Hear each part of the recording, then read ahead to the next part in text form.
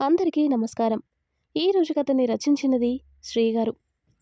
కీర్తి లోపలికి వెళ్ళటంతో ఏం చేద్దాంరా అని అడిగాడు రాకేష్. ఊరికే భయపడకు బావా, నేను ఆల్రెడీ అరేంజ్మెంట్ చేశానులే అంటాడు.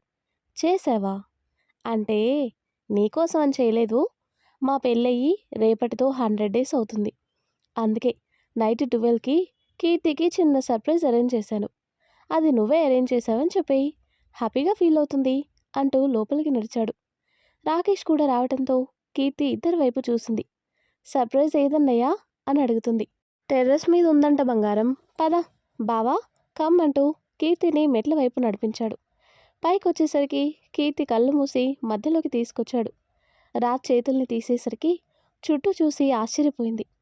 రాజ్ కీర్తి ఫోటోలతో సింపుల్గా అందంగా డెకరేట్ చేసింది. వావ్ బావా, సర్ప్రైజ్ అంటే ఏంటా అనుకున్నాను. మా పెళ్ళై 100 డేస్ అయిందని మాకే గుర్తుకులేదు, నీకు బాగానే గుర్తుంది బావా అంటూ రాజ్ అనేసరికి కీర్తి కూడా సంతోషంగా రాకేష్ వైపు చూసింది. రాకేష్ చిన్నగా స్మైల్ ఇచ్చాడు. థ్యాంక్స్ అన్నయ్య, నిజంగా ఇది నేను మర్చిపోలేని గిఫ్ట్. మా పెళ్ళిని ఇంత త్వరగా అంగీకరిస్తావని నేను అస్సలు అనుకోలేదు. కానీ ఇదంతా చూస్తుంటే నాకు చాలా సంతోషంగా ఉంది. బావగారు పైకి కోపంగా కనిపిస్తారే కానీ నేనంటే ఇష్టమే కీర్తి, కాకపోతే చెప్పటానికి బెట్టు చేస్తారంతే అంటాడు రాజ్. అన్నింటికన్నా సంతోషాన్నిచ్చే విషయం ఏంటో చెప్పనా? మీరిద్దరూ ఇలా కలిసుండటం. ఇదే నాకు బిగ్ సర్ప్రైజ్. ఎప్పుడు రాజ్ని చూసినా కోపంతో ఊగిపోయే అన్నయ్య ఇప్పుడు నీతో కలిసి ఇలా ఉండటం నేను ఎక్స్పెక్ట్ చేయలేదు. రాజ్ని నువ్వు యాక్సెప్ట్ చేసావు, అది చాలన్నయ్య అంటుంది. కీర్తి సంతోషాన్ని చూసి గిల్టీగా అనిపించింది రాఖీకి. అక్కడ ఉండలేక ఓకే నేను వెళ్తాను అంటూ వెనుదిరిగాడు. ఆ క్షణం కీర్తి కోసం ఏదైనా చేయాలనిపించింది. రాజ్కి మించిన ఆస్తి తనకేదీ లేదని కూడా అర్థమైంది. వెళ్తున్నవాడు వెనక్కి తిరిగాడు. కీర్తి, మీ హనీమూన్ టికెట్స్ రేపు వస్తాయి. ఇవాళే ఇద్దామనుకున్నా కానీ కుదరలేదు అని చెప్పి రాజ్ వైపు చూసేసరికి నోరెళ్ళబెట్టి చూస్తూ కనిపించాడు. ఆ ఎక్స్ప్రెషన్కి రాకేష్కి నిజంగానే నవ్వొచ్చింది. యూ కేరియన్ అంటూ నవ్వుకుంటూ అక్కడి నుంచి వెళ్ళిపోయాడు రాకేష్. కీర్తి నవ్వుతూ రాజ్ వైపు తిరిగేసరికి అలాగే ఉన్నాడు రాజ్. బావా ఏమైంది అంటూ కదిపింది కీర్తి. ఏదో జరిగిందే, మీ అన్నయ్య ఏమైనా చెప్పాడా? లేదంటే నేను నిలబడే కలగంటున్నానా? కల కాదు, నిజమే. అన్నయ్య మన హనీమూన్కి ఏర్పాట్లు చేస్తున్నాడంట. ఇంత పెద్ద సర్ప్రైజ్ ఇస్తాడనుకోలేదు అంటుంది. సర్ప్రైజ్ కాదు, షాక్ ఇచ్చాడు. నేను అసలు ఊహించలేదు. ఒకవేళ మీ అన్నయ్య మైండ్ సరిగ్గా లేదనుకుంటాను. పొరపాటున ఆ మాట అన్నాడేమో. ఒకసారి కన్ఫర్మ్ చేసుకొని రానా? ఏం అక్కర్లేదు, అన్నయ్య చెప్పాడు కదా. అయినా ఈ అరేంజ్మెంట్స్ చేశాడు అంటే అర్థం కావటం లేదా? మనం సంతోషంగా ఉండాలనే అన్నయ్య కూడా కోరుకుంటున్నాడు. అదే కదా నా డౌట్ కూడా. ఏదో ఒక ఫిట్టింగ్ పెడతాడనుకుంటే ఇలా షాక్ ఇచ్చాడేంటా అని అంటాడు రాజ్. నీకు అన్నీ అనుమానమే అంటుంది కీర్తి. ఏం, నువ్వు నీ అన్నయ్య కలిసి నన్ను అనుమానించినప్పుడు లేదా? నిజం చెప్పవే, నా మీద డౌట్తోనే కదా నన్ను ఫాలో చేశారు. ఏం కాదు, చెప్తున్నా వినకుండా అన్నయ్యే తీసుకొచ్చాడు. అయినా ఇదంతా మీ ప్లానే అన్నారు కదా. ప్లానే కానీ ఎక్కడో ఏదో ఒక మూల వీడు దేని దగ్గరికి పోతున్నాడా అన్న అనుమానం నీకు కలిగి ఉండాలి. నాకు నీ మీద అనుమానం ఏం లేదు. అన్నయ్య డౌట్ తీయుద్దామని వచ్చాను అంతే. ఇప్పుడు అలాగే అంటావులే. మళ్ళీ ఏ అమ్మాయితో అయినా మాట్లాడితే అనుమానపడతావు. లేదన్నానా? అయినా మా అన్నయ్య ఇంత మంచి అరేంజ్మెంట్స్ చేస్తే నువ్వేంటి గొడవ పడుతూ కూర్చున్నావు? రా బావా, కేక్ కట్ చేద్దాం. ఒక ముద్దిస్తే వస్తా అంటాడు. నిన్ను అంటూ అతనికి దగ్గరగా జరిగి చెంప మీద గట్టిగా కొరికేసరికి రాజ్ గట్టిగా అరుస్తూ నిన్ను అని కీర్తి వైపు తిరిగాడు. తను నవ్వుతూ పరిగెత్తేసరికి తన వెంటే పరిగెడుతున్నాడు. టెర్రస్ చివరగా వచ్చేసరికి 2 చేతులతో తనని చుట్టేసి తన భుజం మీద చిన్నగా బైట్ చేసేసరికి కీర్తి నవ్వుకుంటూ అతని వైపు తిరిగింది. అస్సలు నమ్మలేకపోతున్నాను బావా, మన పెళ్ళి జరగడమే కల అనుకుంటే అప్పుడే 100 డేస్ గడిచిపోయింది. నిజమే, ఒకప్పుడు పెళ్ళి జరగడమే కల అనుకున్నాను. కానీ తర్వాత అర్థమైంది శోభనం జరగడం కూడా ఒక కలే అని అంటాడు రాజ్. వా, ఎప్పుడూ అదే గోలా. రా కేక్ కట్ చేద్దాం అంటూ రాజ్ చేయి పట్టుకొని ఆ అరేంజ్మెంట్స్ చేసిన ప్లేస్కి తీసుకొని వచ్చింది. అంత సింపుల్‌గా అరేంజ్ చేసినా గ్రాండ్ లుక్కొచ్చింది. రాజ్ నవ్వుతూ తనని వెనక నుంచి పెనవేసి తన చేతిని పట్టుకొని కేక్ కట్ చేయించాడు. చిన్న పీస్ తీసి తనకి తినిపిస్తూనే అదే చేత్తో అతని నోట్లో పెట్టుకున్నాడు. కీర్తి నవ్వుతూ అతని వైపు తిరిగింది. తనని దగ్గరికి తీసుకొని పెదవుల మీద అంటిన కేక్‌ని చూస్తూనే అతని పెదవులతో ముడివేశాడు. కీర్తి అతన్ని దూరం జరిపింది. ఏంటిది అంటాడు. అంటే కేక్ బావుంది, వేస్ట్ చేయడం ఎందుకని. ఆహా! అంత బాగుంటే మొత్తం నువ్వే తిను. ఓకే. ఆ కేక్ మొత్తం నీ ఒంటికి పూసుకో, తింటాను. ఛీ సిగ్గు లేకపోతే సరి అని కసురుకుంటూనే తనలో తాను నవ్వుకుంటూ కిందికి వెళ్ళిపోయింది. రాజ్ అక్కడే టెర్రస్ మీద సెటిల్ అయ్యాడు. కింద పడుకొని చేతులు తల కింద పెట్టుకుని కాలు మీద కాలేసుకుని ఊపుతూ చంద్రుణ్ణి చూస్తూ ఉన్నాడు. ఈ అందని చందమామలాగే నా పెళ్ళం కూడా ఊరిస్తుంది. భగవంతుడా, నా ఈ శోభనగండాన్ని తొలగించవయ్యా. నా బావ హనీమూన్ అన్నాడు, కానీ నాకు నమ్మకం లేదు. "హుం, చూసావా, అక్కడ నువ్వు ఒంటరిగా ఉన్నావు, ఇక్కడ నేను ఒంటరిగా ఉన్నాను. ఒక పని చేద్దాం, ఇద్దరం రాత్రంతా కబుర్లు చెప్పుకుందామా?" ఇంతలో రాజ్ ఫోన్ రింగ్ అయింది. కీర్తి నెంబర్ చూసి ఫోన్ లిఫ్ట్ చేశాడు. హలో, ఏంటి అక్కడే సెటిల్ అయ్యావు? గదిలోకి రావా? నువ్వు దుప్పట్లోకి రానివ్వనప్పుడు గదిలో పడుకుంటే ఏంటి, బయట పడుకుంటే ఏంటి? నాకు ఇక్కడే బాగుందిలే. చందమామతో కబుర్లు చెప్పుకుంటూ హాయిగా ఇక్కడే ఉంటాను అంటాడు. ఫస్ట్ నైట్ జరగకపోయేసరికి నీలో ఫ్రస్ట్రేషన్ లెవెల్స్ బాగా పెరిగిపోతున్నాయి బావా. మరి అందమైన పిల్లాన్ని పక్కన పెట్టుకొని ముడుచుకొని పడుకోవటం అంటే ఎలా ఉంటుందో తెలుసా అంటాడు. ఎలా ఉంటుందేంటి? ఎర్రటి ఎడారిలో వదిలేసి ఐస్ క్రీమ్ చేతికిస్తే ఆహా ఏమి నా భాగ్యం అని అనుకునే లోపే ఆ ఎండవేడికి అది కరిగిపోయి కింద పడిపోతే ఎలా ఉంటుంది చెప్పు. అలా ఉంది నా పరిస్థితి. ఆ ఐస్ క్రీమ్లానే నా వయసు కూడా కరిగిపోయేలా ఉంది.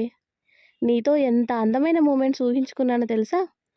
పిల్లలు పుట్టేలోపు నీ అందాన్ని తనవి తీరా ఆస్వాదించాలి అనుకుంటే నువ్వేమో దూరం పెడుతున్నావు. బావా, నీ సోదాపి గదిలోకి రా. నేను రాను అంటాడు.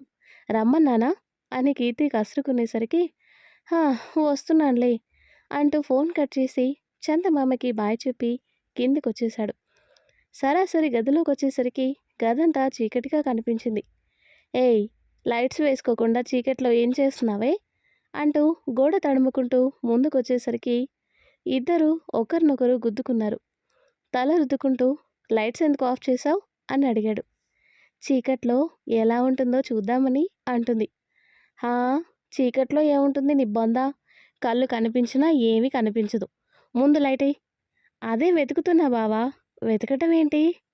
"అదే, అంటే ఇందాక స్విచ్ ఆఫ్ చేసి రూమంతా తిరిగాను. ఆ తర్వాత లైట్ వేద్దామంటే స్విచ్ కనిపించటం లేదు."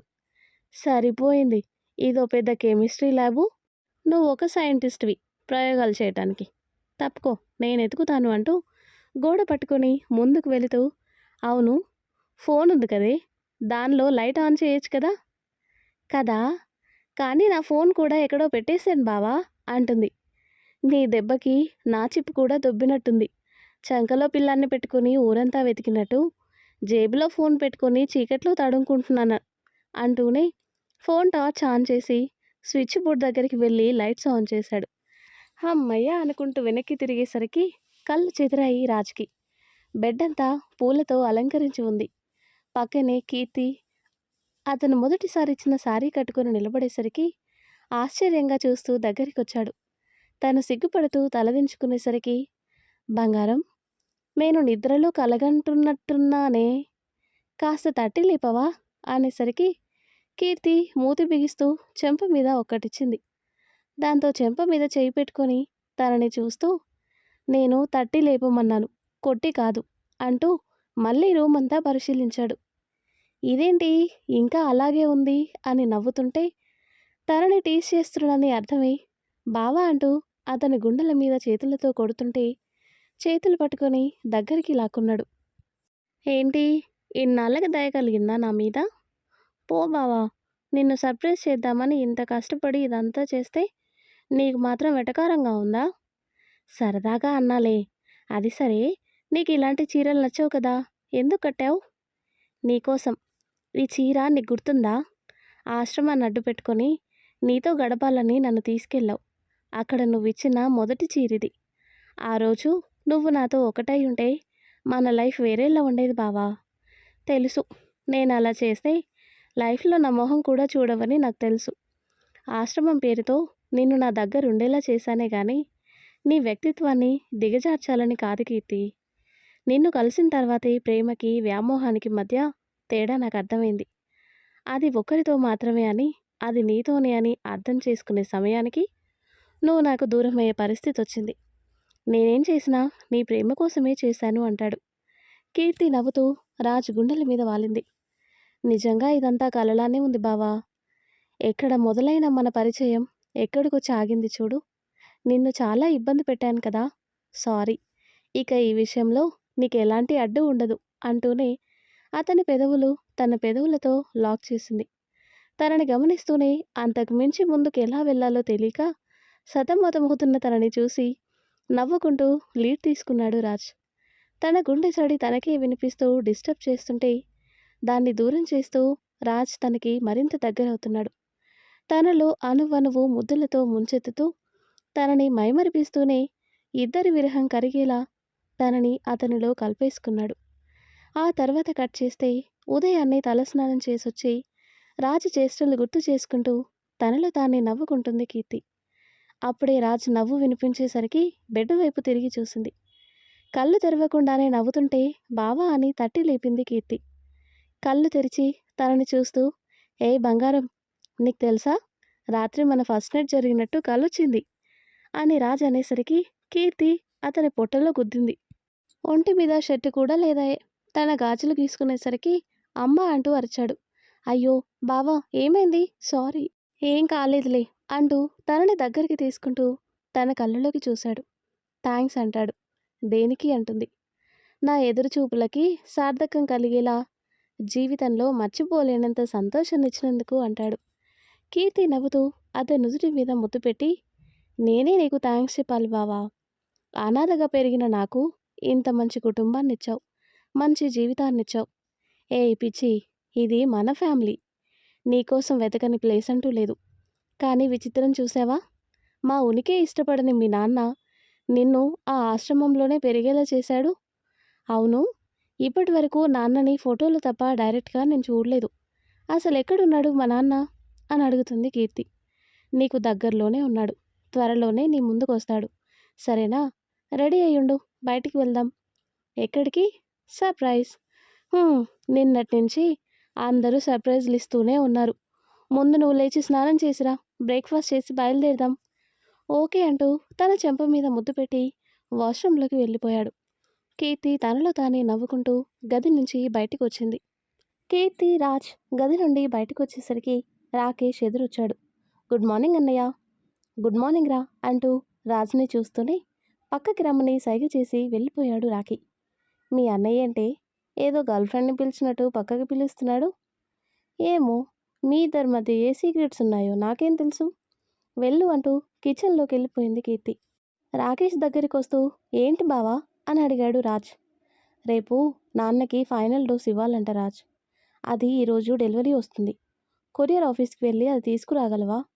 అంటే అమ్మ నన్ను ఇల్లు కదలనివ్వట్లేదు. ఫస్ట్ నైట్ అయ్యే వరకు బయటికి వెళ్ళకూడదని చెప్పింది. పిచ్చి అత్త, మీ ఫస్ట్ నైట్ ఎప్పుడో జరిగిపోయిందని తెలియక అలా అనుంటుంది రే అంటాడు రాఖీ. సరేలే, వెళ్ళి తీసుకొస్తాను. త్వరగా రా, టెంపరేచర్ మెయింటైన్ చేయకపోతే ఆ మెడిసిన్ పాడైపోతుంది. తీసుకున్న వెంటనే దాన్ని మాయ క్యాబిన్లో ఫ్రిడ్జ్లో పెట్టేసిరా అంటూ మాయ క్యాబిన్ తాళాలు రాజ్ చేతికిచ్చాడు. ఇప్పుడే వెళ్ళాలా? కీర్తిని బయటికి తీసుకెళ్తానని చెప్పానే. సరేలే, నేను మేనేజ్ చేసుకుంటాలే అంటూ కీర్తి దగ్గరికి వచ్చాడు. వెళ్దామా బావా అంటుంది. లేదు, అంటే నాకు కొంచెం పని పడింది. మనం ఇంకెప్పుడైనా వెళ్దాం, ప్లీజ్ రా. సరే, టిఫిన్ చేసి వెళ్ళు అంటూ రాజ్కి టిఫిన్ వడ్డించింది. టిఫిన్ తినేసి కార్ దగ్గరికి వచ్చాడు రాజ్. అప్పుడే అంజీ దగ్గర నుంచి కాల్ రావడంతో లిఫ్ట్ చేశాడు. చెప్పు అంజీ. సార్, మీ కార్ సర్వీసింగ్ చేయాలంట. షోరూమ్ వాళ్ళు మనిషిని పంపించారు. నేను రాకేష్ వాళ్ళ అడ్రస్ ఇచ్చి పంపించాను. మీరు ఎక్కడికి వెళ్ళలేదు కదా? లేదు, ఇప్పుడే వెళ్దాం అనుకున్నాను. ఈలోపు నువ్వు ఫోన్ చేసావు. సరేలే, కార్ ఇక్కడే ఉంటుంది. కీర్తికి కీస్ ఇచ్చి వెళ్తాను, తీసుకెళ్ళమను. ఓకే సార్ అంటాడు అంజీ. ఫోన్ కట్ చేసి రాకేష్ దగ్గరికి వచ్చాడు రాజ్. బావా, నీ కార్ కీస్ ఇవ్వు. నీ కార్కి ఏమైంది అంటాడు రాకీ. సర్వీసింగ్ వాళ్ళు వస్తున్నారు బావా, ఇప్పుడే అంజీ ఫోన్ చేశాడు. సరే అంటూ కీస్ తీసి రాజ్ చేతికిచ్చాడు రాకేష్. రాజ్ కార్ కీస్ వచ్చే వాళ్ళకి ఇవ్వమని చెప్పి రాకేష్ కార్ని తీసుకుని బయలుదేరాడు. ఆశ్రమానికి తీసుకువెళ్దాం అనుకున్నాడు కీర్తిని. తను కూడా చాలాసార్లు అడిగింది తీసుకువెళ్ళమని. ఈరోజు తీసుకెళ్ళి సర్ప్రైజ్ చేద్దామనుకుంటే రాకేష్ ఈ పని అప్పగించాడు అని ఆలోచిస్తూ ఉండగానే అంతలోనే పెద్ద శబ్దం. కార్ కొండని ఢీకొట్టి తునాతునకలు అయిపోయింది. ఆ తర్వాత కట్ చేస్తే రాకేష్ కారుని గుర్తించి ఇంటికొచ్చారు పోలీసులు. పోలీసులను చూడగానే కంగారు పడ్డారందరూ. ఇన్స్పెక్టర్, ఏమైంది? ఈ నెంబర్ ప్లేట్ మీదేనేమో చూడండి. అవును, ఇది నా కారే. కారుకి ఏమైంది? మీ కారుకి యాక్సిడెంట్ అయింది సార్. కార్ పూర్తిగా డ్యామేజ్ అయింది. వాట్? రాజు ఎలా ఉన్నాడు అని రాకేష్ కంగారుగా అడిగేసరికి కీర్తి, కావేరి అయోమయంగా చూస్తూ రాజేంటన్నయ్యా అని అడిగేసరికి నా కార్ రాజు వేసుకొని వెళ్ళాడమ్మా అని రాకేష్ చెప్పేసరికి కీర్తి షాక్తో అక్కడే కూలబడిపోయింది. కీర్తి అంటూ తన పక్కకు వచ్చాడు రాకేష్. కీర్తి, భయపడకమ్మా, వాడికేం కాదు, నేను కనుక్కుంటాను అంటూ ఆ ఇన్స్పెక్టర్ దగ్గరకు వచ్చాడు రాకేష్. సార్, మా రాజ్కి ఏం కాలేదు కదా? కార్లో అయితే ఎవరూ లేరండి. మాకైతే ఒకటి కార్ మాత్రం కనిపించింది. అందులో మనిషి ఆనవాలేం లేదు. అదేంటి, మరి రాజు ఏమయ్యాడు అని రాకేష్ అడిగేసరికి తెలీదు సార్, మీరు కంప్లైంట్ ఫెయిల్ చేయండి, రాజుగారి గురించి మేము ఎంక్వైరీ చేస్తాం అని ఆయన చెబుతూ ఉండగానే ఆయన ఫోన్ రింగ్ అయింది. ఫోన్ మాట్లాడి రాకేష్ వైపు చూశారు ఆయన. రాజుగారు పక్కనే ఉన్న మల్టీ స్పెషాలిటీ హాస్పిటల్లో ఉన్నారంటండి, మీరు రండి వెళ్దామని ఆయన అనేసరికి కీర్తి నేను కూడా వస్తాను అంటూ రాకేష్ చెప్తున్నా వినకుండా బయలుదేరింది. హాస్పిటల్ దగ్గరికి రాగానే లోపలికి పరిగెత్తారు ఇద్దరు. రాజు డీటెయిల్స్ అడిగి కంగారుగా లోపలికి వచ్చేసరికి యాపిల్ తింటూ నర్సుతో కబుర్లు చెబుతూ కనిపించాడు రాజ్. తలకి చేతికి చిన్న కట్టు ఉంది అంతే. అతన్ని చూడగానే కీర్తి ప్రాణం లేచొచ్చినట్టయింది. అంతలోనే కోపం తెచ్చుకుంటూ రాజ్ పక్కకొచ్చి నిలబడింది. హాయ్ బంగారం అంటూ పలకరించేసరికి నర్సు వైపు చూసి బయటికి వెళ్ళమని సైగ చేసింది. బాయ్ సార్ అంటూ తను బయటికి వెళ్ళిపోయింది. నీకేమైందో అని భయపడి చచ్చాం. నువ్వేమో ఇక్కడ నర్సుతో సరసాలాడుతూ కూర్చున్నావా? రామరామ, దెబ్బలు తగిలి నేనుంటే సరసాలంటావేంటే? ఏదో ఇంజెక్షన్ చేస్తుంటే నొప్పి తెలియకుండా ఉంటుందని సరదాగా మాట కలిపాను అంతే. కీర్తి, నువ్వుండు, అసలేమైంది రాజ్ అని రాకేష్ అడిగేసరికి ఆలోచనలో పడ్డాడు రాజ్. అసలేమైంది అంటే రాజ్ ఆలోచనలో ఉన్నంతలోనే ఏదో వెనుక నుంచి కార్ని ఢీకొట్టేసరికి కార్ బ్యాలెన్స్ తప్పుతుంటే స్టీరింగ్తో కంట్రోల్ చేస్తూ పక్కకి తిప్పాడు. కానీ వెనుక నుంచి లారీ ఆగకుండా వస్తూనే ఉండేసరికి సీట్ బెల్ట్ తీసి పక్కకి దూకేశాడు. మరుక్షణం కార్ని పక్కనే ఉన్న బండరాయికి గుద్దుతూ తునాతునకలు చేసేసింది. రాజ్ అలుపు తీర్చుకుంటూ కార్ వైపు చూశాడు. ఓరి నాయనో, జస్ట్ మిస్సు, లేదంటే నా బాడీలో నా పార్ట్ ఎక్కడుందో వెతుక్కోవాల్సి వచ్చేది అనుకుంటూ ఆ లారీ వైపు చూశాడు. ఆ లారీలో నుంచి ఒకడు దిగి కార్లో చెక్ చేసి అందులో ఎవరూ లేకపోయేసరికి చుట్టూ చూశాడు. అటుపక్క రోడ్డులో రాజ్ కనిపించాడు. కానీ అతను పట్టించుకోకుండా ఎవరికో ఫోన్ చేస్తూ అక్కడి నుంచి వెళ్ళిపోయాడు. రాజ్ ఫోన్లో అతని పిక్ తీసుకున్నాడు. ఆ తర్వాత అతనికి చిన్న చిన్న దెబ్బలు తగిలేసరికి అటుగా వెళ్తున్న వెహికల్ని లిఫ్ట్ అడిగి హాస్పిటల్కి వచ్చి ట్రీట్మెంట్ చేయించుకున్నాడు. జరిగిందంతా చెప్పేసరికి షాక్ అయ్యారంతా. నిన్ను చంపాల్సిన అవసరం ఎవరికుంది అంటూ ఆలోచనలో పడ్డాడు రాకేష్. వాడొచ్చింది నన్ను చంపడానికి కాదు బావా, నిన్ను చంపడానికి అని రాజ్ అనేసరికి కీర్తి, రాకేష్ కూడా షాక్ అయ్యారు. ఏమంటున్నావు? అన్నయ్యనెందుకు అంటుంది కీర్తి. ఎందుకంటే అది మీ అన్నయ్య కార్. కార్లో ఉన్నది రాకేష్ అనుకునే నా మీద అటాక్ చేశారు. వాడు నన్ను చంపడానికి వచ్చుంటే నన్ను చూసి కూడా అలా వెళ్ళిపోడు కదా. అంటే వాడు చంపాల్సిన మనిషిని నేను కాదు. అంటే ఆ కార్ నీది కాబట్టి నిన్ను చంపడానికే ప్లాన్ చేశారని అర్థమవుతుంది కదా. రాకేష్ అయోమయంగా చూస్తూ నిలబడ్డాడు. రాజ్ ఎస్ఐ వైపు చూస్తూ కేస్ ఫైల్ చేయండి ఆఫీసర్, నేను మీ పై ఆఫీసర్తో మాట్లాడతాను అంటాడు. ఓకే సార్ అంటూ రాజ్ దగ్గర రాకేష్ దగ్గర కంప్లైంట్ తీసుకొని వెళ్ళిపోయాడు. బావా, వాడిని అలా ఎలా వదిలేశావు? పట్టుకొని 4 పీకితే వాడినెవరు పంపించారు తెలిసేది కదా అంటుంది కీర్తి. తెలుస్తుంది, వాడు అంతున్నాడు. తేడా వస్తే నన్నక్కడే పాతిపెట్టేసి పోయేవాడు. ఆ తర్వాత నా ఆత్మ పరమాత్మలో కలిసిపోయి ఘోషిస్తూ ఉండేది. నువ్వింత పిరికివాడనుకోలేదు అంటుంది కీర్తి. బంగారం, నేనేమీ సూపర్ మ్యాన్‌ని కాదు. డిష్షుమ్ డిష్షుమ్ అంటూ ఎగిరి తన్నటానికి. నా వల్ల కాదు అని తెలిసినప్పుడు ధైర్యంగా ఒప్పుకోవటం పెద్ద మనిషి లక్షణం తెలుసా అంటాడు. అసలు అన్నయ్యని చంపాలనుకోవటం ఏంటి అంటుంది కీర్తి. అన్నీ తెలుస్తాయి బంగారం, నువ్వు టెన్షన్ పడకు. ముందు ఇంటికి వెళ్దాం. సరే రా అంటూ చెయ్యి పట్టుకుంది కీర్తి. నేను నడవగలనులే, అంత పెద్ద దెబ్బలేం కాదు అంటూ బెడ్ దిగి బయటికి నడిచాడు. రాకేష్, రాజ్ ముందు సీట్లో కూర్చుంటే కీర్తి వెనక సీట్లో కూర్చుంది. రాకేష్ డ్రైవ్ చేస్తూ రాజ్ వైపు చూశాడు. నా మీదే అటాక్ జరిగిందని అంత ఖచ్చితంగా ఎలా చెప్తున్నావు రాజ్? ఎందుకంటే మొదటి నుంచి నన్ను చంపాలనుకున్నది నువ్వొక్కడివే. ఇప్పుడు కీర్తి కోసం కాంప్రమైజ్ అయిపోయావు. ఇక ఆ కార్ నీదే కాబట్టి నీ మీదే అటాక్ చేసుంటారని నా డౌట్. చూద్దాం ఎవరు ఎవరిని చంపడానికి ప్లాన్ చేశారో అన్నీ బయటికి వస్తాయి. నువ్వు టెన్షన్ పడకు బావా అని రాజ్ అనేసరికి ఆలోచిస్తూనే డ్రైవ్ చేస్తున్నాడు రాకేష్. వీళ్ళు ఇంటికి చేరేసరికి కావేరి కంగారుగా ఎదురొచ్చింది. రాజ్ ఒంటి మీద గాయాలు చూస్తూ ఏమైంది నాన్న అంటూ దగ్గరికి వచ్చేసరికి ఏం కాలేదత్తా, నువ్వు కంగారు పడకు అంటూ తనకి సర్ది చెప్పి లోపలికి తీసుకెళ్లాడు రాజ్. ఏం జరిగిందిరా? ఈ దెబ్బలేంటి? చిన్న యాక్సిడెంట్ అత్తా, నాకేం కాలేదులే. ఆ పోలీసులు మిమ్మల్ని బాగా భయపెట్టినట్టున్నారు. అంతలోనే శేఖర్, ఛాయ కంగారుగా అక్కడికి చేరుకొని రాజ్ అంటూ దగ్గరికి వచ్చేసరికి తల పట్టుకుంటూ కావేరి వైపు చూశాడు. అంటే నాకు భయం వేసిందిరా, అందుకే అన్నయ్యకి ఫోన్ చేసి చెప్పేశాను. రాజ్, ఏంటిది? ఏం జరిగింది? మామ్, రిలాక్స్, నాకేం కాలేదు. మీరు ఊరికే టెన్షన్ పడకండి. ఇన్ని దెబ్బలు తగిలితే ఏం కాలేదంటావేంటి? అసలేం చేశారు నా కొడుకుని? మీరు అడిగితే పోనీలే అని రాజ్ని ఇక్కడ ఉండడానికి ఒప్పుకున్నాం. వాడిని జాగ్రత్తగా చూసుకునే పని లేదా అంటూ ఛాయ వాళ్ళ మీద కోప్పడుతుంటే రాజు తనని వారించాడు. మామ్, వాళ్ళనెందుకు బ్లేమ్ చేస్తావు? ఈ దెబ్బలు నాకేమీ ఇంట్లో తగలలేదు. నేను పని మీద బయటికి వెళ్తే అక్కడ తగిలాయి. నువ్వు మాట్లాడకురా. వీళ్ళ ఇంట్లో ఉన్నప్పుడు నీ బాధ్యత వీళ్ళదే కదా. జాగ్రత్తగా చూసుకోవాలి కదా. ఇంత నిర్లక్ష్యంగా ఉంటే ఎలా? మాట్లాడితే భార్య అంటే అలా ఉండాలి, ఇలా ఉండాలి అంటూ క్లాసులు పీకుతుందిగా నీ పెళ్ళాం. మరి ఇప్పుడేం మాట్లాడదే? ఎలాగో మీరు వాగుతున్నారు కదా అత్తయ్య, నేను కూడా వాగితే ఏం బాగుంటుందిలే అని సైలెంట్గా ఉన్నాను అంటుంది కీర్తి. కీర్తి, తప్పమ్మా, అలా మాట్లాడకూడదు. లేకపోతే ఏంటమ్మా? ఈవిడ గారు ఏదో కొడుకుని చిన్న దెబ్బ కూడా తగలకుండా పెంచినట్టు మాట్లాడుతుంది. వీడు చావు వరకు వెళ్ళి తిరిగి వస్తేనే పక్క నుండి చూసుకునే ఓపిక లేక కేర్ టేకర్ని పెట్టిన మహాతల్లి.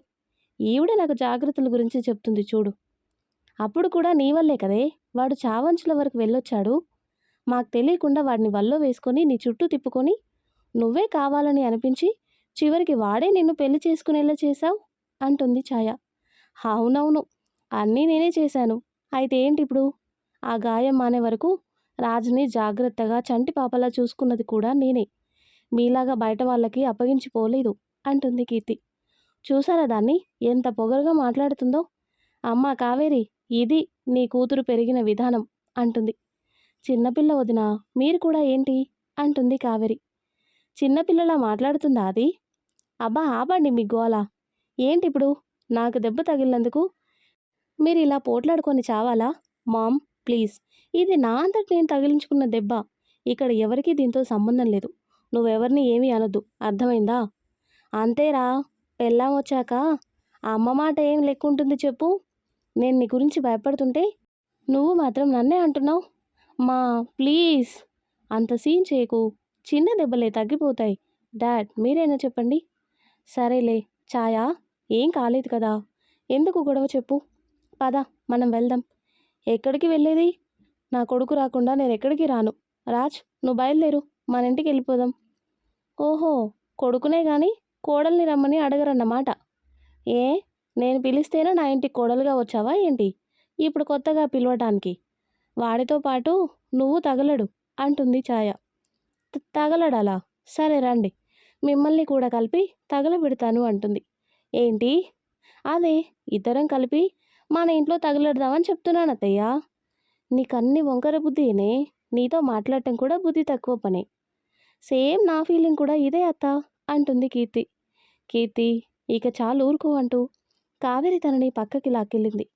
ఛాయ కూడా కోపంగా చూస్తూ మరో పక్కకెళ్ళేసరికి శేఖర్ తన వెనకే వెళ్ళాడు. రాజ్ హమ్మయ్య అనుకుంటూ పక్కకి చూసేసరికి రాకేష్ అయోమయంగా అటు కీర్తి వెళ్ళిన వైపు, ఇటు ఛాయ వెళ్ళిన వైపు చూస్తూ నిలబడ్డాడు. రాకేష్ ఫేస్ చూసి నవ్వుకుంటూ, ఏంటి బావా అలా చూస్తున్నావు అని అడిగాడు రాజ్. ఏంట్రా ఇదంతా? ఆ ఇంటింటి రామాయణం. మా అమ్మ రాక్షసి అయితే నీ చెల్లెలు బ్రహ్మరాక్షసి. ఇప్పుడు అర్థమైందా ఇంట్లో నా సిచ్యువేషన్ ఏంటో? మాట్లాడితే నా చెల్లెలు మీ అమ్మతో వేగలేదురా అనేవాడివి, మరి ఇప్పుడేమంటావు అంటాడు రాజ్. అనడానికి ఏముంది, వామ్మో ఇక్కడే ఇలా కొట్టుకుంటున్నారంటే ఇక మీ ఇంట్లో ఎలా ఉంటారో ఏంటో అంటాడు రాకి. "హ్మ్, అక్కడ అంతే. రేయ్ రాజ్, ఒకప్పుడు నిన్ను చూస్తే వీడికేంట్రా అనిపించేది, కానీ ఇప్పుడు నిన్ను చూస్తే జాలేస్తుంది" అని రాకేష్ నవ్వుతూ చెప్పేసరికి రాజ్, హీహీ అంత సంతోషపడిపోకు బావా, త్వరలోనే నీ ఇంటి రామాయణం కూడా మొదలవుతుంది, అప్పుడు తెలుస్తుంది నీకు అంటాడు. హాహా, మా అమ్మేమి మీ అమ్మలా గయ్యాలి కాదులే అంటాడు రాకి. నిజమే, మా సిస్టర్ కూడా నీ చెల్లెల్లా గయ్యాలి కాదు కదా, ఎంతైనా నువ్వు అదృష్టవంతుడి బావా. రాకీ అంటూ కావేరి దగ్గరికి రావటంతో ఇద్దరూ ఆవిడ వైపు చూశారు. రాజ్కి బాలేదు కదా, ఈ కార్యక్రమం తర్వాత ఎప్పుడైనా పెట్టుకుందాంరా అంటుంది కావేరి. సరే అమ్మా అంటాడు రాకి. ఏంటి సరే, కుదరదు, అస్సలు కుదరదత్తా, ఇది చాలా మంచి ముహూర్తం, ఎలాగో అరేంజ్మెంట్స్ అన్నీ అయిపోయాయి కదా, జరిపించేయండి అంటాడు రాజ్. అది కాదు నాన్న, నీకేమో ఇలా ఉంది, ఈ టైంలో జరిపిస్తే మీ అమ్మ ఇంకా గొడవ చేస్తుందిరా. అమ్మ సంగతి నేను చూసుకుంటానత్తా, అయినా నాకేం కాలేదు, ఈ మాత్రం దానికి శుభకార్యం ఆపేయాలా ఏంటి? ఏం అవసరం లేదు, యథావిధిగా జరిపించేయండి అంటాడు. సరే అయితే అంటూ కావేరి పక్కకెళ్ళగానే రాకేష్ రాజ్ వైపు చూశాడు. ఇంత గొడవలో ఇప్పుడు ఆ కార్యక్రమం అవసరమా అంటాడు రాకి. ఇది నువ్వు ఆలోచించాల్సింది ఇప్పుడు కాదు బావా, మాయ గదిలోకి వెళ్ళి బోల్ట్ పెట్టక ముందు ఆలోచించాలి. మీరు కార్యాన్ని వాయిదా వేస్తే అక్కడ కడుపులో బిడ్డ వాయిదాల పద్ధతిలో పెరగదు కదా అంటాడు. ఉఫ్, ఏది తిన్నగా చెప్పి చావావా అంటూ విసుక్కుంటూ లోపలికి వెళ్ళిపోయాడు రాకేష్. రాజ్ నవ్వుకుంటూ, ఎక్కడుంది నా గయ్యాలి పెళ్ళం, ముందు దాన్ని కూల్చేసి ఆ తర్వాత మా అమ్మని కూల్చేయాలి. బంగారం బంగారం ఎక్కడున్నావు అంటూ వెళ్ళాడు. ఆ తర్వాత కట్ చేస్తే మాయని రెడీ చేస్తున్నారు కీర్తి కావేరి. రాకేష్ పంచె కట్టుకొని వచ్చేసరికి రాజు దగ్గరికి వచ్చి రాకేష్ చుట్టూ తిరుగుతున్నాడు. ఏంట్రా నా చుట్టూ తిరుగుతున్నావు? ఈ పంచెకట్టులో నువ్వు నాకంటే బాగున్నావు బావా, అయినా జరగని కార్యానికి ఇదంతా అవసరమా? ప్యాంటు షర్టు వేసుకుంటే సరిపోయేది కదా అంటాడు రాజ్. అమ్మ కట్టుకోమంది. సరేలే కానీ ఏకాంతం దొరికింది కదా అని ఓ ప్రొసీడ్ అయిపోకు, మాయ అసలే వీక్గా ఉంది. నాకు తెలుసు అంటాడు రాకి. ఏం తెలుసు, కడుపు చేయటమా? రేయ్ నిన్ను అంటూ రాజ్ మెడ పట్టుకున్నాడు. అప్పుడే కీర్తి రావటం చూసి వదిలేశాడు రాకేష్.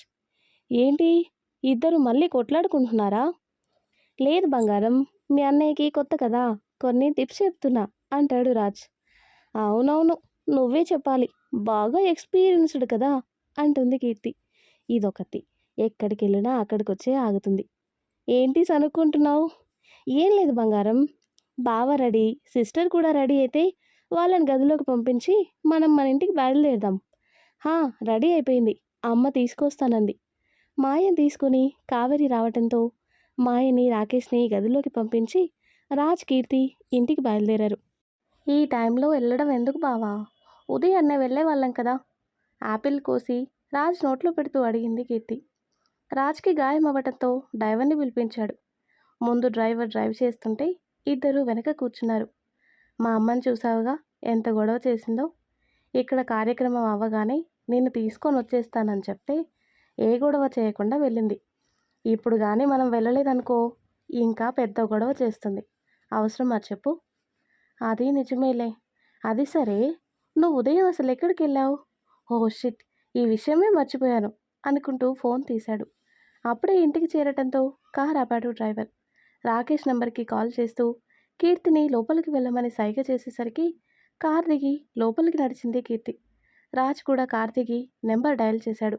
బావా, నేను కొరియర్ ఆఫీస్కి వెళ్ళలేకపోయాను, మరి ఆ కొరియర్? డోంట్ వరీ రాజ్, నిన్ను హాస్పిటల్ నుంచి తీసుకొచ్చినప్పుడే పృథ్వీని పంపించి మెడిసిన్ తెప్పించాను. పృథ్వీనా? వాడెవడు? మా అత్త కొడుకు. అదే పెదనాన్న వాళ్ళ చెల్లెలుంది కదా. హో, హేమ ఆంటీ కొడుకా? ఓకే ఓకే, ప్రాబ్లం ఏం లేదు కదా, ఉంటాను అంటూ ఫోన్ కట్ చేశాడు రాజ్. కీర్తి లోపలికి వెళ్తూ రాజ్ రాకపోవటంతో వెనక్కి తిరిగి బావా రా అంటూ పిలవటంతో వస్తున్న బంగారం అంటూ తన వెంటే వెళ్ళాడు. ఎవరితో ఫోన్ మాట్లాడుతున్నావు? ఏం లేదులే, నువ్వు పద అంటూ కీర్తి భుజం మీద చేయి వేసి లోపలికి తీసుకెళ్లాడు. ఛాయ హాల్లోనే కూర్చొని కనిపించింది. వచ్చారా? ఈ మహాతల్లి పుట్టింట్లోనే కాపురం పెడుతుందేమో, రానివ్వదేమో అనుకున్నాను అంటూ ఛాయ వెటకారంగా మాట్లాడేసరికి ఏమత్తా, మేం వస్తామా రామా అని ఆలోచిస్తూ రాకపోతే ఎలా గొడవ చేయాలా అని ప్లాన్ చేస్తున్నావా ఏంటి? అయినా నా మొగుడికి ఇంత పెద్ద కొంపుండగా నా పుట్టింట్లో ఎందుకు కాపురం పెడతాను చెప్పండి? హా, అర్థమైంది. మీకు ఆలోచన వచ్చిందంటే మీరు కూడా మావయ్యని మీ పుట్టింటికి తీసుకెళ్ళిపోవాలని చూశారు కదా, నిజం చెప్పండి అంటుంది కీర్తి. ఏయ్, నీ నోటికి అడ్డు అదుపు ఉండదా? ఏది పడితే అది మాట్లాడుతున్నావు. ఏదో మీ నోటికున్నట్టే చెప్తున్నారే, అది మీకు లేదు కదా అంటుంది కీర్తి. నీతో మాట్లాడటం బుద్ధి తక్కువ పని. అత్త, నీ మాటలు సవ్యంగా ఉంటే నా సమాధానం కూడా సవ్యంగా వస్తుంది. ముందు నువ్వు మాట్లాడే విధానం నేర్చుకో అంటూ కీర్తి విసురుగా గదిలోకి వెళ్ళిపోయింది. ఛాయ కోపంగా రాజువైపు తిరిగి చూసావారా దాన్ని, ఎంత పొగరుగా మాట్లాడుతుందో? ఇలాంటి దాన్ని తీసుకొచ్చి మా నెత్తి మీద పెట్టావు. ముందు నిన్ననాలి వెధవ, ప్రపంచంలో వేరే అమ్మాయి దొరకలేదా? ఈ గయాలు దాన్ని తీసుకొచ్చి నాకంట కట్టావు అంటుంది. అబ్బా, మీ ఇద్దరి మధ్య నేను అప్పడం అయిపోతున్నాను. ఏంటమ్మా, ఇండియా పాకిస్తాన్ బార్డర్లో సైనికుల్లాగా అలా కొట్టుకు చేస్తున్నారు? కొంచెం కూడా బోరు కొట్టడం లేదా? నీకు నచ్చినా నచ్చకపోయినా కీర్తి నీ కోడలు, నువ్వు యాక్సెప్ట్ చేసి తీరాలి. రోజు ఇలా గొడవ పడుతూ ఉంటే ఒకే ఇంట్లో కలిసి ఉండటం ఇబ్బందిగా ఉంటుందమ్మా, ప్లీజ్ అంటాడు రాజ్. అంటే ఏంట్రా, ఇప్పుడు వేరే కాపురం పెడతానంటున్నావా అంటుంది. ఓరి భగవంతుడా, నేను అలా అనలేదు. మీతో ఏం మాట్లాడినా తప్పే. ఎడ్డమంటే తెడ్డమంటారు, మీకో నమస్కారం, ఏదోలా కొట్టుకు చావండి అంటూ రాజ్ విసురుగా లోపలికి వెళ్ళేసరికి ఛాయ గుర్రుగా చూస్తూ ఇదంతా ఆ సుప్పనాథ్ దానివల్లే. అది వచ్చాకే నా కొడుకు నా భర్త కూడా నాలో తప్పులు వెతకటం మొదలుపెట్టారు. దీన్ని ఇలాగే వదిలేస్తే ఈ ఇంట్లో నాకు విలువ ఉండదు. ఏదో ఒకటి చెయ్యాలి. నేనంటే దానికి భయం పుట్టేలా చేయాలి. ఏం చేయాలి అనుకుంటూ అటూ ఇటూ తిరుగుతుంది ఛాయ. అప్పుడే కీర్తి కిచెన్లోకి వెళ్ళటం చూసింది. ఏం చేస్తుందని చాటుగా చూసింది. స్టవ్ మీద పాలు కాస్తూ కనిపించేసరికి దీనికి ఎలాగైనా బుద్ధి చెప్పాలి అనుకుంటూ కిచెన్లోకి వచ్చింది ఛాయ. ఈ టైంలో కిచెన్లో ఏం చేస్తున్నావు? బావకి పాలు కాస్తున్నాను అత్తయ్య. అక్కడ భోజనం సరిగ్గా తినలేదు, టాబ్లెట్స్ వేసుకోవాలి కదా, అందుకే పాలు తాగించి టాబ్లెట్స్ వేద్దామని అంటుంది. సరే అంటూ పక్కనే ఫ్రిడ్జ్ డోర్ ఓపెన్ చేసి వాటర్ తాగుతున్నట్టుగా నటిస్తుంది. కీర్తి పంచదార కోసం కబోర్డ్లో వెతుకుతుండగా అదే సరైన సమయం అనుకొని అయ్యో పాలు పొంగిపోతున్నాయంటూ స్టవ్ దగ్గరికి వచ్చి కావాలని పాలని కీర్తి మీదికి పడేలాగా గిన్నెను తోసేసింది. కానీ తన ప్లాన్ ఫెయిల్ అయ్యి కీర్తి పక్కకుండటంతో ఆ పాలన్నీ తన కాళ్ళ మీదనే పడ్డాయి. అమ్మ అంటూ అరుస్తూ కాళ్ళు మండుతుంటే గెంతుతూ పక్కకొచ్చి పడిపోయింది ఛాయ. అది గమనించిన కీర్తి అయ్యో అత్తయ్య అంటూ తన దగ్గరికి వచ్చి చూసింది. వేడివేడి పాలు కావటంతో కాళ్ళ మీద చర్మం బొబ్బలు కట్టి ఎర్రగా కందిపోయింది. ఛాయ గోల పెడుతుంటే కీర్తి కంగారుగా బావా అంటూ పిలవటంతో రాజ్ గది నుంచి బయటకు వచ్చాడు. ఏమైంది బావా? పాలు అత్తయ్య కాళ్ళ మీద పడిపోయాయి, ముందు అత్తయ్యని తీసుకెళ్ళి సోఫాలో కూర్చోబెట్టు అని కీర్తి చెప్పేసరికి రాజ్ ఆవిడని ఎత్తుకొని బయటికి తీసుకొచ్చి సోఫాలో కూర్చోబెట్టాడు.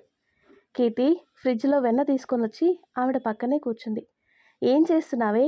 అంతా నీ వల్లే, నా కర్మ కొద్దీ దొరికావు. ఆ బాధలోనూ కూడా కీర్తిని తిడుతూ ఉంటే కీర్తి మాత్రం ఏం మాట్లాడకుండా ఆవిడ గాయాలకి వెన్న పూస్తుంది. అత్తయ్య, కొంచెం ఓర్చుకోండి, ఈ వెన్న పూస్తే మంట తగ్గుతుంది అంటూ తన కాళ్ళ మీద వెన్న పూస్తుంటే చల్లగా అనిపించి కళ్ళు మూసుకొని సోఫాలో వెనక్కి వాలింది ఛాయ. అయినా నువ్వు కిచెన్లోకి ఎందుకు వెళ్ళావు మామ్ అని రాజు అడిగేసరికి ఆ పాలు కీర్తి మీద పడేద్దామనుకున్న విషయం వాళ్ళకి తెలిసిపోతుందేమో అని కంగారు పడింది ఛాయ. మాట్లాడవే, నువ్వెప్పుడు కిచెన్లోకి వెళ్ళవు కదా, ఇప్పుడు అసలు ఎందుకు వెళ్ళావు? ఆ పాలు ఎందుకు కాళ్ళ మీద వేసుకున్నావు? నేనెందుకు వేసుకుంటానురా, ఏదో పొరపాటున పడ్డాయి. అదే ఎలా పడ్డాయని అడుగుతున్నాను. ఇప్పుడు మళ్ళీ పోసుకొని చూపించమంటావా ఏంటి? నా కర్మకాలి పడ్డాయిలే. అదేం లేదు బావా, నేను చక్కెర కోసం చూస్తున్నాను. ఈలోపు పాలు పొంగుతుంటే స్టవ్ ఆఫ్ చేద్దాం అనుకుని అత్తయ్య పొరపాటున ఆ పాల గిన్నెని తన మీద పడేసుకుంది అని కీర్తి సమాధానమిచ్చింది. అందుకే చెప్పేది, మనకు అలవాట్లేని పనులు చేయకూడదని. ఊరుకో బావా, అసలే అత్తయ్య గాయమై బాధపడుతుంటే నువ్వు అలా వెటకారం చేస్తావేంటి? అత్తయ్య, మీరు కాసేపు రెస్ట్ తీసుకోండి. బావా, నువ్వు గదిలోకి వెళ్ళు, నేను పాలు తీసుకొని వస్తాను. సరేలే, ఈసారైనా సరిగ్గా చూసుకో అంటూ రాజ్ గదిలోకి వెళ్ళిపోయాడు. కీర్తి కిచెన్లోకి వెళ్ళి పాలు కాచి రాజ్కిచ్చి మళ్ళీ ఛాయ దగ్గరికి వచ్చింది. ఎలా ఉందత్తయ్య అని కీర్తి అడిగేసరికి ఛాయ కోపంగా చూస్తూ, నువ్వు ఇలా మాట్లాడితే కరిగిపోతానని మాత్రం అనుకోకు.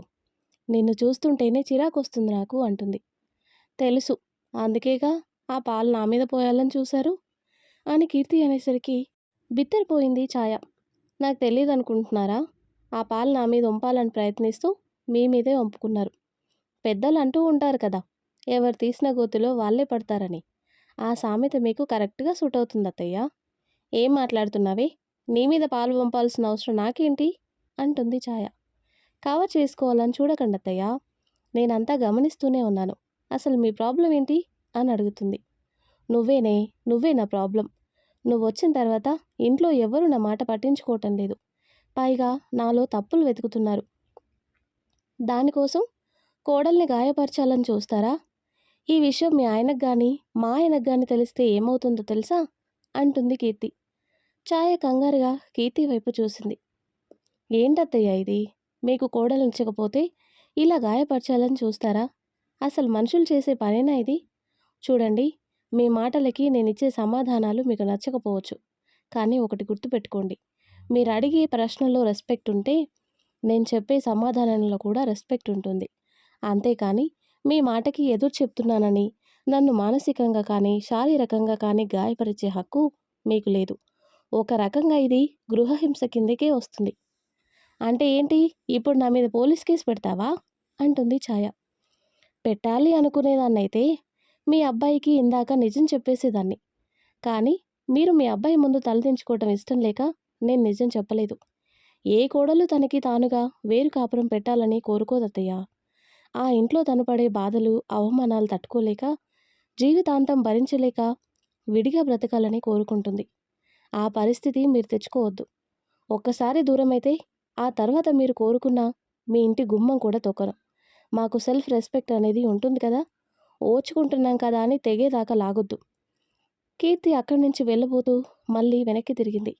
అత్తయ్య, ఇప్పుడు ఈ విషయం నేను మీ అబ్బాయికి చెప్పలేదు కదా అని ఇంకెప్పటికీ చెప్పను అని మాత్రం అనుకోకండి. ఇప్పుడు నన్ను గాయపరచాలని చూశారు. ఏమో, ఫ్యూచర్లో నన్ను చంపాలని ప్లాన్ చేస్తే? అంటే చెప్పలేం కదా, మీ మైండ్ ఎప్పుడు ఎలా మారుతుందో. అందుకే ఇక మీదట నేను చూసే మీ ప్రవర్తనను బట్టి ఈ విషయం మీ అబ్బాయికి నేను చెప్పాలా వద్దా అనేది ఆధారపడి ఉంటుంది. మీరు సవ్యంగా ఉన్నారనుకోండి, ఈ విషయం ఎప్పటికీ నాలోనే ఉంటుంది. లేదు, అత్తని దుత్తని నాకు నచ్చినట్టు నేను చేస్తానని విర్రవీగారనుకోండి, నేను బావతో నిజం చెప్పేస్తాను. ఆ తర్వాత నేను అడగక్కర్లేదు. మీ అబ్బాయి ఒక్క క్షణం కూడా నన్ను ఇక్కడ ఉంచరు. బీ కేర్ఫుల్ అంటూ అక్కడి నుంచి వెళ్ళిపోయింది కీర్తి. ఛాయ గుటకలు మింగుతూ అలానే చూస్తూ ఉండిపోయింది. కీర్తి గదిలోకి వచ్చేసరికి రాజ్ ఫోన్ మాట్లాడుతూ కనిపించాడు. అతన్ని చూస్తూనే బెడ్ సర్దింది. ఇంతలో రాజ్ ఫోన్ కట్ చేసి కీర్తి దగ్గరికి వచ్చి వెనుక నుంచి హత్తుకున్నాడు. ఏంటో శ్రీవారికి ఈ మధ్య ఫోన్ కాల్స్ ఎక్కువ వస్తున్నాయి, ఎవరి దగ్గర నుంచో అంటుంది కీర్తి. ఏయ్, నేను ఏ అమ్మాయితోనే మాట్లాడటం లేదు. అంజయ్ ఫోన్ చేశాడు, రేపు మీటింగ్ ఉందని గుర్తు చేయటానికి. ఓ అవును కదా, ఆ విషయమే మర్చిపోయాను. సరేలే, త్వరగా పడుకో, ఉదయాన్నే లేవాలి అంటుంది. ఏంటి, పడుకోవాలా? బంగారం, ఫస్ట్ నైట్ అయ్యాక సెకండ్ నైట్ జరపకపోతే అపశకునమే అంటాడు. అలా అని ఎవరు చెప్పారు? నేను చెప్తున్నాను కదా, నమ్మవా? బావా, నీకు దెబ్బలు తగిలాయి, ఈ టైంలో అవసరమా? ఇవేం పెద్ద దెబ్బలు కాదులే. అయినా సరే వద్దు, రెస్ట్ తీసుకో అంటుంది కీర్తి.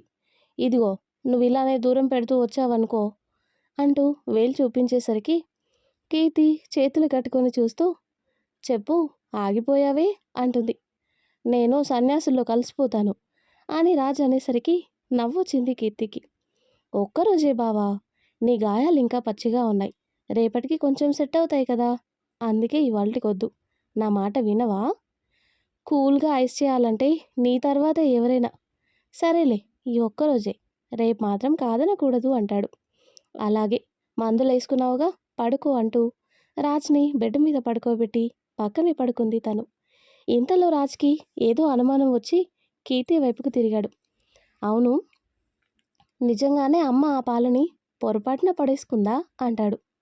లేకపోతే కావాలని ఎవరైనా వేసుకుంటారా అంటుంది కీర్తి. అది కాదే, నాకెందుకో డౌట్ కొడుతుంది, ఒకవేళ నీ మీద పోయాలని ప్లాన్ చేసిందా అని. బావా, నువ్వు మాట్లాడేది మీ అమ్మ గురించి, అందుకే డౌట్ వచ్చింది. మా అమ్మ గురించి నాకు బాగా తెలుసు. అదేం లేదులే బావా, గొడవ పడినంత మాత్రాన ఇలా గాయపరచాలని అనుకుంటుందా ఏంటి? ఎక్కువ ఆలోచిస్తున్నావు.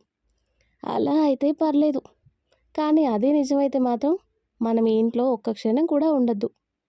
కాదని చెప్తున్నాను కదా, ఏం ఆలోచించకుండా పడుకో అంటుంది కీర్తి.